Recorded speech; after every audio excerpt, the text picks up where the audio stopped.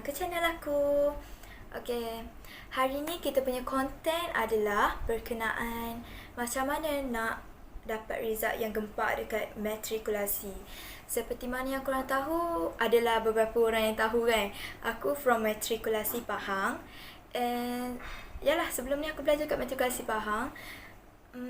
Jadi adalah juga yang request sebelum ni poll kat Instagram tu yang suruh aku bagi tahu macam mana nak score untuk matrik. Okay, so hari ni aku akan cerita pasal tu. Okay, and mesti korang macam perasan gila kan, kenapa baju Atasha sama dengan video outfit aku sama dengan video sebelum ni kan. Okay, sebab nak ada mood untuk record video tu payah. So aku macam waktu record yang previous video tu, aku terus record video ni sebab aku takut nanti aku tak ada mood. And assignment pun berlambat lagi. So that's why aku record dulu. Okay, antara cara yang aku buat untuk strive dekat matrik adalah dengan macam mana?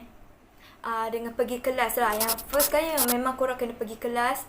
And then mengantuk mana pun korang dalam kelas, jangan tidur.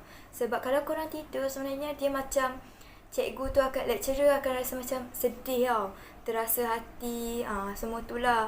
So prevent untuk tidur. Tapi ada je orang yang jenis tidur tu, dia bagus gila, dia pandai menyorok. Yang tu tak apalah, kalau lecturer tak nampak, okey lah. Aku tak tahu okey ke tak, tapi just macam nak cakap prevent lah tidur. Tapi ada je, aku faham je certain masalah yang macam memang mata tu memang layu sangat. Aku faham yang tu. Okay, mungkin korang boleh kot macam macam mana macam sorok-sorok lah sikit, tapi jangan tidur sepanjang masa. Macam lelap mata sekejap, lepas tu bangun balik. Mungkin macam tu kot. Aku tak tahu Okay, and then yang second tu, korang kena faham apa yang lecturer korang ajar, kena faham. And then kalau tak faham tu terus tanya. Contohnya tak sempat tanya waktu kelas, korang cari dia kat kubik kan, orang ni panggil apa, kubik ke jabatan ke apa, bilik guru ke entahlah, tak kisahlah. Tapi aku punya matrik panggil kubik. So pergilah kat kubik, tanya dia orang macam mana nak buat ni, tanya sampai faham.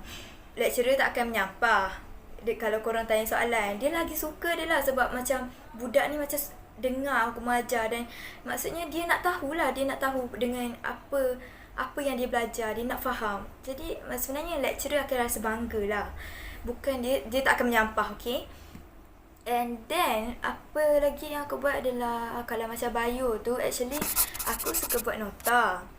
And then aku pun suka buat past year punya question. Lepas tu tapi nota sebenarnya macam ni, aku buat last minute. Lepas tu tiba-tiba tak ada mood lah dah kan. Last minute banyak kot nota bio kan nak buat kan. So aku pun macam stop. And then cara dia adalah, kau baca tu kau menghayati segala nota tu. Menghayati, kau bayangkan dalam badan kau macam tu. Tapi kau macam dalam badan daun macam mana pula kan.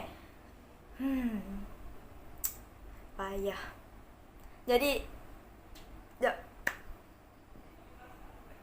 Jadi aku nasihatkan supaya korang buat nota awal-awal, jangan jadi macam aku. Okay, and then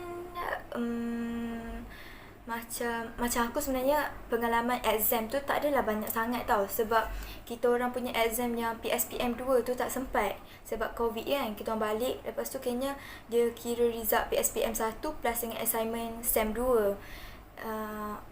Tu je lah. Lepas, jadi pengalaman aku exam tu tak banyak, tapi pengalaman exam PSPM ni sangatlah memerikkan tau tak, sebab soalan dia memang payah. Aku rasa mungkin taklah, payah soalan dia. Lepas tu kalau korang malu nak tanya cikgu, nak tanya lecturer, korang pergi tanya kawan korang yang faham lah tajuk tu. And then kawan korang pun mesti akan suka je tolong. Sebab sebenarnya kalau kita tolong orang ni, kita akan bertambah faham, tahu tak?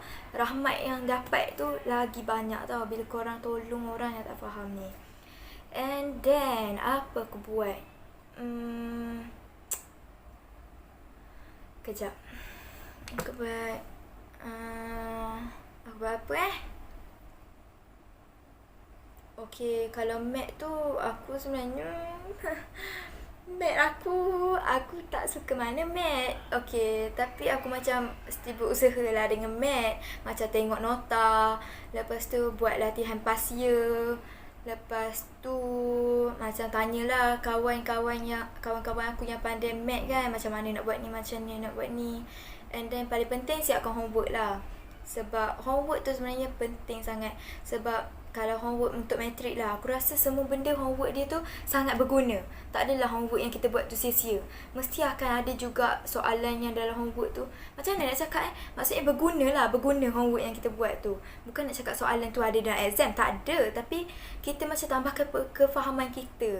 Macam tu. And then apa lagi? Aku lupa lah apa. Apa lagi yang aku tak cakap? Aku rasa macam dah tak ada.